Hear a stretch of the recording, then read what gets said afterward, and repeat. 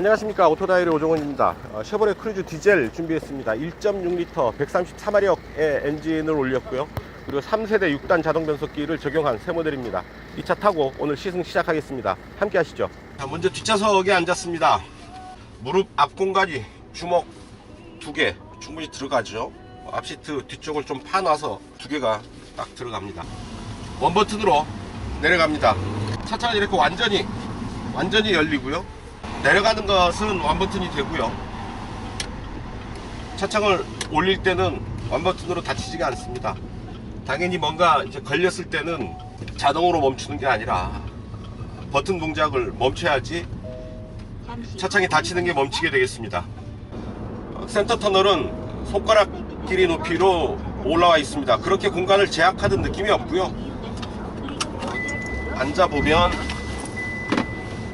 이렇게 됩니다. 머리 위 압박감이 살짝 드는데 지붕 위쪽을 이렇게 파놓았습니다. 약간 들어가 있어서 최소한의 헤드 클리어런스, 최소한의 공간은 남겨놓고 있고요. 제자리에 앉아서 보면 머리 위로 주먹 하나 딱 들어가는 정도의 공간입니다. 앞좌석 센터 콘솔 뒤로 열선 시트 버튼이 들어와 있습니다. 좀 날씨가 추워지죠. 좀 따뜻하게 움직일 수 있어서 좀 더 좋습니다. 엉덩이가 따뜻한 게 아주 노곤노곤하네요. 암레스트 내리면 이렇게 좀 넓게 배치되어 있는데요, 2개의 컵홀더가 가로로 들어와 있습니다. 그리고 시트를 이렇게 접을 수가 있죠. 이렇게 이제 6대4로 시트를 접을 수 있습니다. 준중형 세단이죠. 차급에 비해서 기대보다는 뒷좌석 공간이 조금 더 넓은 느낌을 주고요. 자, 준중형 세단으로서 이 정도 뒷공간 가지고 있으면 그렇게 부족하지 않다. 필요한 최소한의 그런 공간, 그리고 열선 시트 이런 정도의 편의 장비 갖추고 있다라고 말씀드릴 수 있겠습니다. 뒷좌석 코멘트 이쯤에서 정리를 하고요, 저는 다시 운전석으로 옮겨가겠습니다. 네, 운전석입니다. 스티어링 휠 한번 보시죠. 자, 하나, 둘, 약 2.8회전, 2.9회전 정도 합니다. 완전히 3회전이 안 되고요, 3회전에서 약간 모자라게 핸들이 돌아갑니다. 뭐 무난한 조향 기대할 수 있겠고요.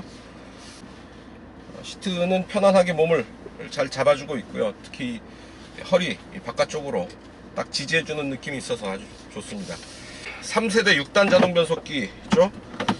수동 변속의 손맛도 기대할 수 있을 것 같은데요. 센터페시아의 내비게이션 모니터, 터치스크린 방식이고요. 핸드폰 프로젝션 기능이 있고, 전화 메시지, 내비게이션, DMB 설정, 이런 기능들을 터치스크린 방식으로 아주 편하게 직관적으로 사용할 수가 있습니다. 보스 오디오 시스템이 들어와 있는데요, 어느 정도 소리일지 한번 들어볼까요?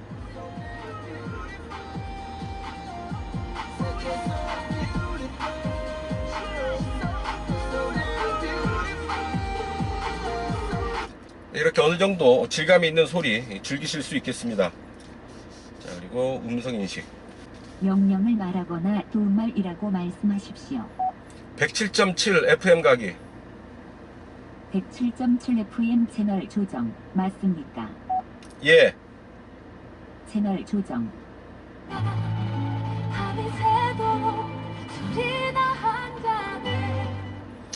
밤이 새도록 술이나 한잔하면 좋겠죠. 자, 이렇게 음성 명령으로 오디오와 전화 걸기 등을 조절을 할 수가 있습니다. 그리고 핸드 브레이크 방식의 주차 브레이크, 사이드 브레이크를 적용을 하고 있고, 그 안쪽에 핸드폰을 집어넣을 수 있는 그 홈이 마련되어 있습니다. 무선 충전 기능이 작동하는 거죠. 뭐 꼭 무선 충전 기능이 없는 핸드폰이라고 하더라도 핸드폰을 놓아둘 공간이 마땅하지 않은 경우가 많죠. 그 핸드폰이 있어야 할 정확한 위치를 잡았다는 점에서도 의미 있는 공간이라고 하겠습니다. 센터 콘솔은 아주 간단하게 배치되어 있고요, 제 손바닥 깊이 정도의 공간을 이 안에 가지고 있습니다. 운전석은 지금 전동식이고, 조수석 시트는 수동으로 조절을 하게 되어 있습니다. 선루프가 들어와 있고요. 전체적으로 준중형 세단에 맞는 딱 좋은 그런 공간 그리고 편의 장비들이 들어와 있지 않나 싶습니다. 자, 아반떼와 비교하지 않을 수 없죠. 그래서 긴 길이를 통해서 실내 공간을 조금 더 확보할 수가 있었겠고요. 자, 타이어는 22540R 18 사이즈의 타이어를 적용하고 있습니다.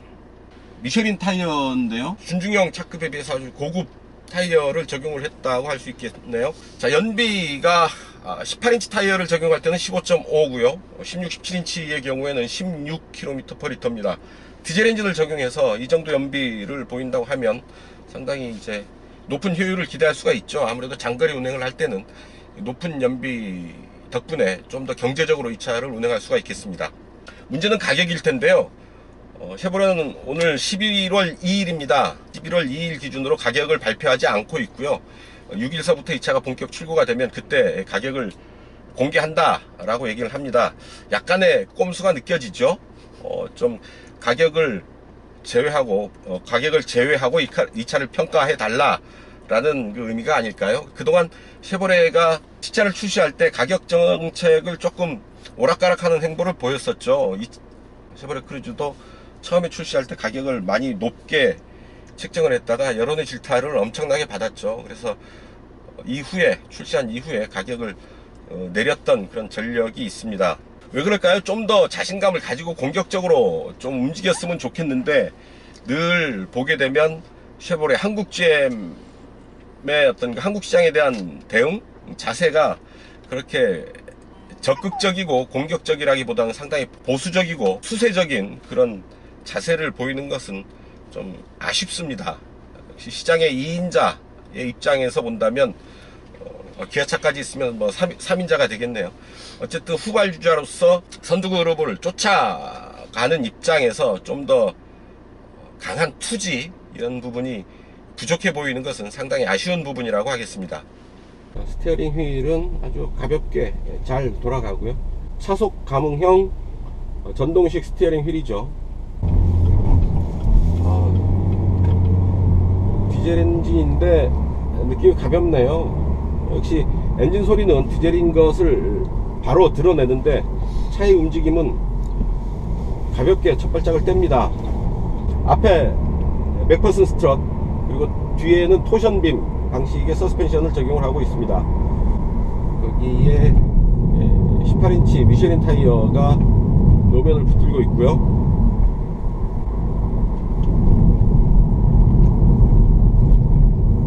노면 상태가 좋지 않은 곳에서는 이렇게 그 노면 마찰음이 제법 많이 들어오네요.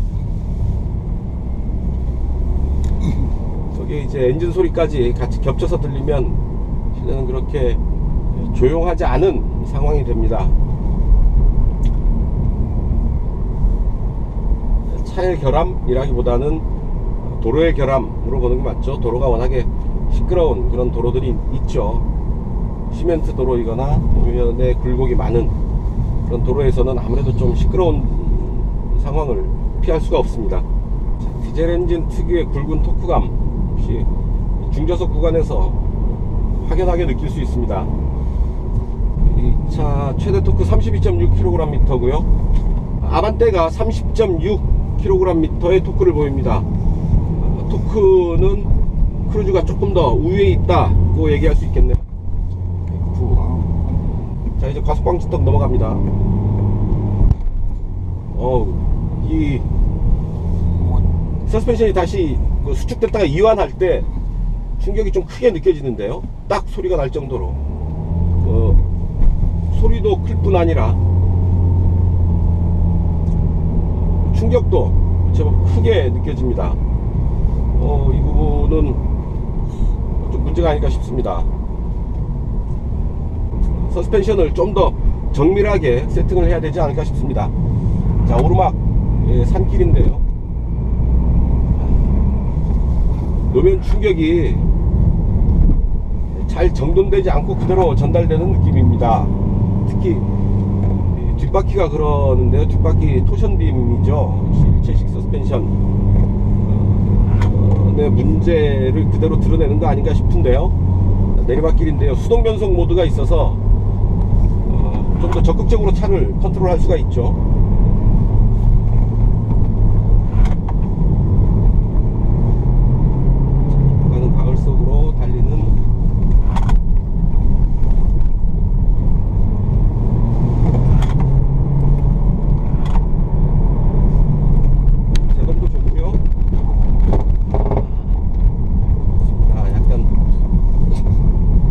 언더스티어가 나지 않을까 하는 상황이었는데 잘 돌아가 줍니다. 물론 속도가 그렇게 빠르지 않은 상황이었으니까요.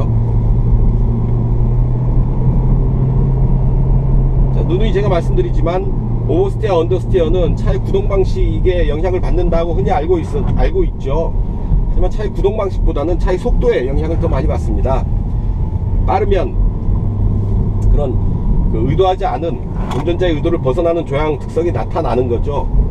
앞바퀴 굴림은 언더스티어, 뒷바퀴 굴림은 오버스티어, 흔히 쉽게 이렇게 알고 있는데요. 그것보다는 차의 속도가 더 중요한 영향을 끼칩니다. 그래서 와인딩 코스, 코너에서는 속도를 줄이는 게 더 중요하다라는 얘기입니다.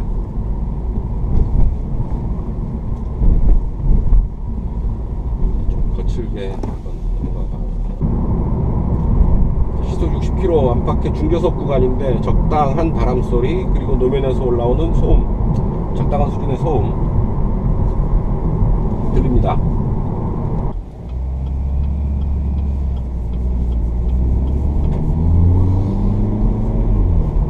패들 시프트가 있으면 좋겠는데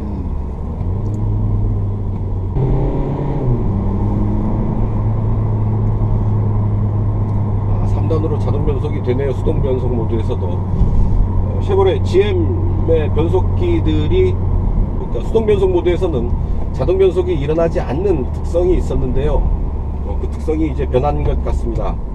수동 모드에서도 이제 자동으로 시프트업이 되어버리네요. 시프트업 하지 않고 꽉 물고 가는 그런 느낌이 참 저는 좋았었는데 말이죠.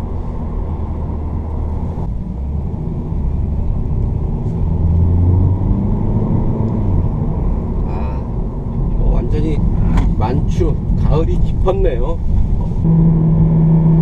이거 뭐야, 그렇지.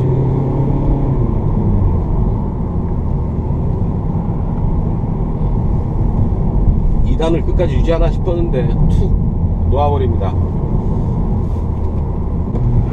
자, 조향감은 아주 좋죠. 운전자의 의도대로 딱딱 정확하게 방향 전환을 해냅니다. 기자단 단체 시승이다가 보니까 확실히 선도차가 주최 측이 이렇게 공격적인 운전을 허용하도록 놔두지 않네요. 딱 거리를 좁혀서 적당한 수준에서 차를 느끼도록 하고 있습니다. 안전이 중요하죠. 시승도 정확해야 될 필요가 있지만 무엇보다 안전이 중요하다라는데 저는 동의합니다. 시승 행사 도중에 사고 나는 경우들이 종종 있습니다. 참 안타깝죠. 다행히 크게 다치는 사람들이 없어서 늘 다행이기는 한데요. 가끔씩 그런 일들이 벌어질 때마다 좀 더 안전하게 차를 다뤄야 되겠다, 그런 생각 하게 됩니다. 수동 변속 모드를 통해서 엔진 사운드를 좀 더 크게, RPM을 좀 높게 가져가고 있습니다.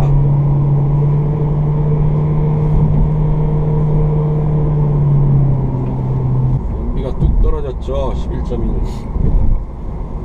평균 연비 10.1. 산길 오르막에서 RPM을 높게 써서 운전을 하느라고 연비가 그렇게 썩 좋지는 않습니다. 자, 앞차와의 차간거리가 가까워지니까 충돌주의 하라고 이제 경보가 울립니다. 서스펜션은 거칩니다. 부드럽게 이런 그 과속방지턱이나 쇼크를 지나갈 때는 크게 드러나지 않는데요. 조금 빠르다 싶은 속도, 조금 이제 속도를 내서 이런 그 충격을 통과하게 될 때는 상당히 서스펜션이 거칠게 반응합니다. 자, 차가 멈추니까 시동이 딱 꺼지고 실내는 아주 정막강산이 됩니다. 아주 조용해지죠. 홀드 모드가 있으면 좋은데 홀드 기능이 없습니다. 그래서 브레이크에서 발을 떼면 시동이 걸리겠죠. 그 전에 시동이 꺼진 상태에서 스티어링 휠을 조작해 보는데요, 약간 좀 무거워진 감은 있습니다만은 돌리는 데는 아무 지장이 없습니다. 시동이 다시 켜지는 건 아니고요.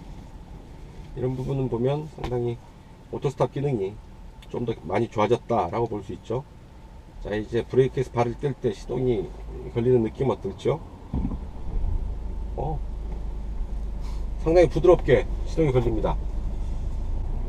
마치 가솔린 엔진처럼 부드럽고 조용하게 제 시동이 걸리는데요. 그리고 나서는 다시 어떤 약간의 흔들리는 그런 디젤 엔진의 느낌이 살아나고요. 제 시동의 느낌도 상당히 부드럽고 안정되어 있습니다. 좋습니다. 변속 레버를 통해서 디젤 엔진의 진동을 느끼는 경우가 간혹 있는데요. 이 차는 그 부분을 많이 상당 부분 잡았습니다. 가속 중에 변속 레버에 손을 살짝 올려놓아도 아주 자잘한 진동이 느껴지기는 합니다만 신경을 쓰지 않으면 거의 느끼지 못할 수준입니다.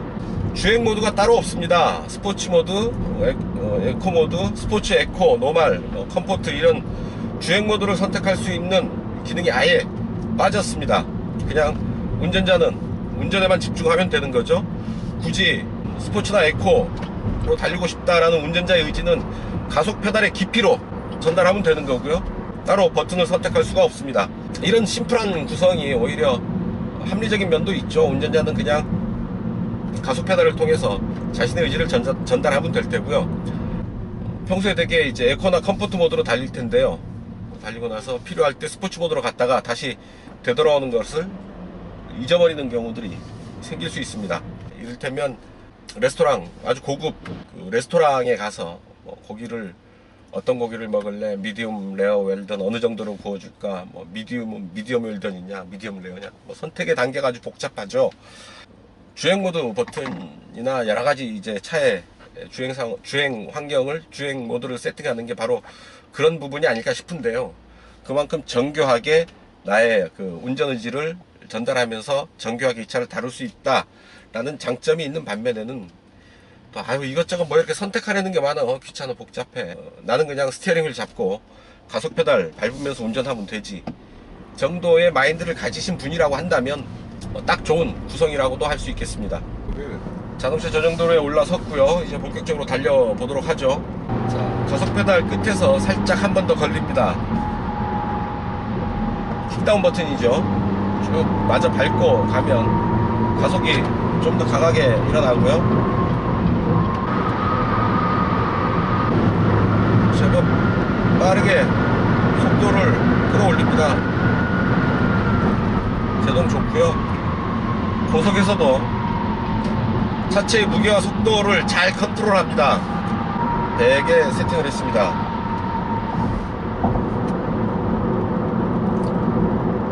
RPM 약 1600 정도로 떨어지네요. 6단, 5단, 4단, 3단으로는 떨어지지 않네요. 4, 5, 6단에서 시속 100km를 커버하는 거죠. 타이어 소음이 좀 더 크게 들려오고요. 의외로 바람 소리는 그렇게 크지 않습니다. 제법 빠른 속도에 도달했는데도 생각보다 바람 소리는 그렇게 큰 것 같지 않습니다. 엔진 소리는 그렇게 썩 듣기 좋게 조율됐다라기보다는 있는 그대로의 소리를 뱉어내는 느낌입니다. 준중형에 딱 맞는 수준의 주행 안정감이 아닐까 싶은데요. 고속으로 올라서면 아무래도 가속이 더뎌지고 차체의 안정감이 조금 저하되는 그런 느낌을 받습니다. 운전자의 불안감이 조금씩 생기는 거죠.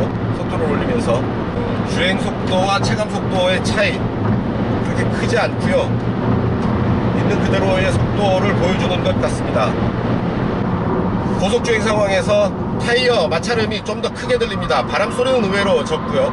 엔진 사운드는 그런 타이어 놓으면 바람 소리 이런 데 파묻혀서 엔진 소리를 가려서 듣기는 좀 어려워집니다. 때려 밟으면서 고속주행을 했는데도 이렇게 많이 떨어지진 않았네요. 다시 11.9까지 후퇴를 했습니다. 자, 다시 크루즈 컨트롤을 세팅을 하고요. 크루즈에 올라와 있는 크루즈 컨트롤은 어댑티브 크루즈 컨트롤이 아닙니다. 그냥 정해진 속도로 달릴 수 있는 정도의 기능만 수행을 하고요. 차선 유지 조향 보조 장비가 있어서 이렇게 구분길에서도 차 스스로가 차로를 읽으면서 조향을 보조합니다. 보조하는 거죠. 운전자의 운전이 먼저고요. 차의 이런 그 기능들은 보조 기능으로 이해를 해야 됩니다. 크루즈 컨트롤은 어댑티브 크루즈 컨트롤이 아닙니다. 크루즈가 좀 더 스마트하면 좋겠는데 말이죠. 그러고 보니까 차 이름이 크루즈인데 크루즈 컨트롤은 스마트가 아닙니다.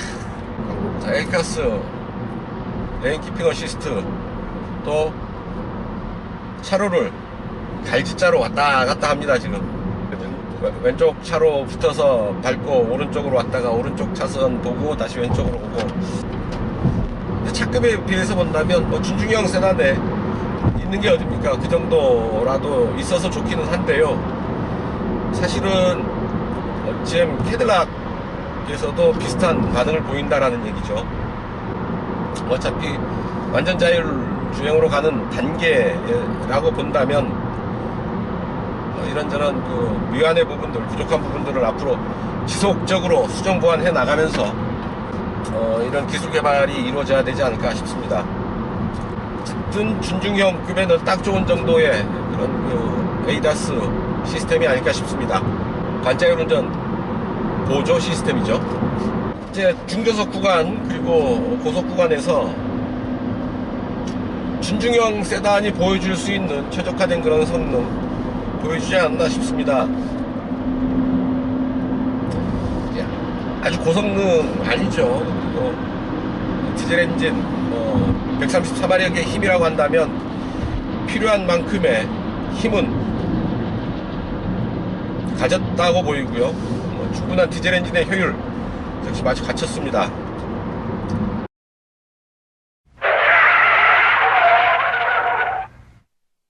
단도직입입니다. 서스펜션은 거칩니다. 충격을 지날 때 상당히 거칠게 반응하는 경우가 많았고요. 서스펜션이 수축했다가 이완할 때 그 충격이 좀 더 크게 땅 하고 때리는 그런 충격을 받을 때가 있습니다. 상당히 거슬렸고요. 그런 부분들이 한두 번 아니라 계속 그 충격을 받을 때마다 그런 부분들이 반복적으로 생기는 것으로 보아서 조금 이제 개선할 여지가 많은 게 아닌가 하는 생각을 하게 됩니다. 센터페시아 아래쪽에 좀 플라스틱으로 막혀 있는 공간은 수납 공간으로 좀 넓게 사용하면 어떨까 하는 생각을 하게 되고요. 이 부분을 체크하다가 그 막혀 있는 공간의 윗부분을 살짝 건드려 보니까 플라스틱 연결이 제대로 안 되어 있습니다. 체결이 제대로 안 돼서 손으로 살짝 잡아 당겨 보니까 이음새 부분이 그대로 헐겁게 드러나는데요. 이런 부분들 좀 야무지게 마무리했으면 좋겠습니다. 악마는 디테일에 숨어 있다고 그랬죠. 좀 더 이런 디테일한 부분들에 신경을 좀 더 썼으면 좋겠습니다. 자, 또 번갯불에 콩 구워 먹듯이 잠깐 하는데요. 좀 이제 예열이 됐나 싶었는데 이제 곧 목적지입니다. 저에게 주어진 시승거리는 약 40km 정도였고요. 아쉽습니다. 아쉬운 대로 번갯불이지만 콩 좀 잘 구워졌나 모르겠습니다. 번갯불에 구운 콩 맛이 어떨지 모르겠는데 어쨌든 아쉬운 대로 부족한 대로 이쁘게 봐주셨으면 고맙겠습니다. 가격이 어떻게 나올까가 사실은 관건인데요. 쉐보레 이번에는 어떻게 제대로 가격을 내놓을지요 좀 걱정이 앞서는 게 사실입니다. 비슷한 얘기가 될 텐데요. 결국 어떤 그 상당히 쉐보레 크루즈가 지금 저평가되었다고 저는 생각을 하는데요. 지난달에 아마 400대 정도가 팔렸다죠. 좀 더 많이 팔 수 있는 차인데 왜 이렇게 안 팔릴까 하는 생각을 하게 됩니다. 이 차의 진가를 소비자들이 잘 모른다, 혹은 이 차의 진가를 쉐보레가 제대로 알리지 못하고 있다라는 얘기가 됩니다. 시장 점유율을 좀 더 적극적으로 끌어올려 보겠다라는 쉐보레의 의지, 전투적인 마인드, 적극적인 자세, 이런 부분들이 잘 안 보이거든요. 물론 한국시장 철수론이 수시로 불거져 나오고 군산공장에서의 이런저런 문제들, 어쨌든 쉐보레 크루즈를 둘러싸고 있는 환경이 그렇게 썩 좋지 않은 탓에 이 차를 바라보는 시선이 좀 차갑지 않은가 하는 생각을 해봅니다. 한국 GM, 쉐보레가 좀 더 안정적으로 탄탄하게 조직을 다 잡고 좀 더 적극적으로 이런 그 말리부도 물론이고요, 크루즈도 그렇고 쉐보레 라인업들을 좀 더 적극적으로 홍보하는 그런 자세를 보이는 게 필요하지 않을까 싶습니다. 그래야지만 이 한국 시장에서 이런 쉐보레에 대한 저평가를 극복할 수 있지 않을까 하는 생각을 해봅니다. 경쟁력이 있고 강점이 있고 충분히 시장에서 좋은 차라고 인정받을 수 있는 포인트들이 있음에도 불구하고 시장 성격은 너무 저조하죠. 꼭 차의 탓은 아니다, 차만의 탓은 아니다 라는 걸 저는 강조하고 싶습니다. 네, 이렇게 약 40km, 약 45km 정도의 짧은 시승 마무리해야 될 시점입니다. 이제 가격이 어떻게 나올지 지켜보는 일이 남아 있습니다. 관심을 가지고 지켜보기로 하고요. 오늘 시승 여기서 마치겠습니다. 지금까지 저는 오토다이어리 오종원이었습니다. 감사합니다.